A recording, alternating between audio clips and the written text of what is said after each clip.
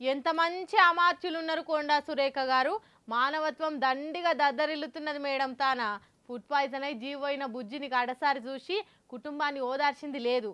కానీ ప్రతిపక్షం వాళ్ళు పోయి అండగుంటే ఎట్లా మాట్లాడుతుందో చూస్తే ఇంత మంచోళ్ళు మనకు మంత్రి గుండు మనం చేసుకున్న అదృష్టం అని ఫీల్ అవుతారు. దయదండిది షేయి మొండిది అన్నట్టు ఫుడ్ పాయిజన్ లై పిల్లగాళ్ళు దావఖాన్ల పాలైతే అల్లడిల్లుతున్నారు. ఓ దిక్కు నిత్యం ఎన్నైతున్నా చెవ్విన పేను వారనట్టుంటలేదు సర్కారోళ్లకు. మొన్న వాంకిడి హాస్టల్లో చదువుకున్న బుజ్జిది జీవే పోయింది. అయినా సర్కార్కైతే సీమ గుట్టినట్టు అన్న కాలేదు. ఉత్తుత్తి చెకింగులు చేసి చేతులు దులుపుకున్నట్టే ఉన్నది. 190 హాస్టళ్లల్లా గదే పరిస్థితి ఉన్న దిద్దుబాటు చర్యలు చేస్తున్నది అయితే లేదు. సర్కారోళ్ల పట్ల చలనం ఎట్లా లేదు. పిల్లలు జీవిడుస్తున్నా పట్టింపు లేదా అని ప్రతిపక్షమోళ్లు సొట్లు పెడుతుంటే ఉల్టా ఆలనే ఎక్కిరిస్తుండ్రు మంత్రివర్యులు కొండా సురేఖ గారు. గురుకులంలా మంచి తిండి పెట్టా మీకు శాతనైతలేదా? బీద పిల్లల పానాలంటే లెక్కలేదా అని నిలదీస్తే మీకంత ప్రేమ ఉంటే మీరే పోయి ఆ జీవోయిన బుజ్జికి ₹1,00,00,000 ఇయ్యొచ్చు కదా అని అంటున్నది. గురుకుల విద్యార్థిని అమ్మాయి చనిపోయిన విషయాన్ని వాంకిడి అక్కడ ఆశ్రమ పాఠశాలలో ఆ అమ్మాయి చనిపోయిన విషయాన్ని దాన్ని కూడా చిలువలు పలువలుగా చేసి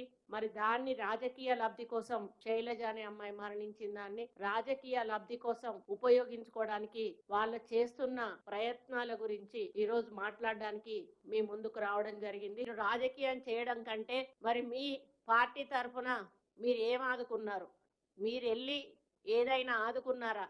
మరి ₹1,00,00,000 మరి వాళ్ళకు కాంపెన్సేషన్ ఇచ్చి రాకపోయారు ప్రేమున్న వాళ్ళైతే. మరి పవర్ల మీరున్నారా వాళ్ళున్నారా అక్క? బిడ్డను పోగొట్టుకొని పుట్టెడు దుఃఖంలో బీద కుటుంబం ఉంటే వాళ్ళ మీద కన్సర్న్ లేకపోగా కడుమోళ్లకు అట్లా కావద్దని చెప్పినందుకు మీకంత ప్రేమ ఉంటే ₹1,00,00,000 మీరే ఇయ్యొచ్చు కదా అని అంటారా? గింత రాతి గుండె ఏందక్క నీది అని మస్తు గరమైతుండ్రు కొండా సురేఖక్క మాటలిన్న నెటిజన్లు.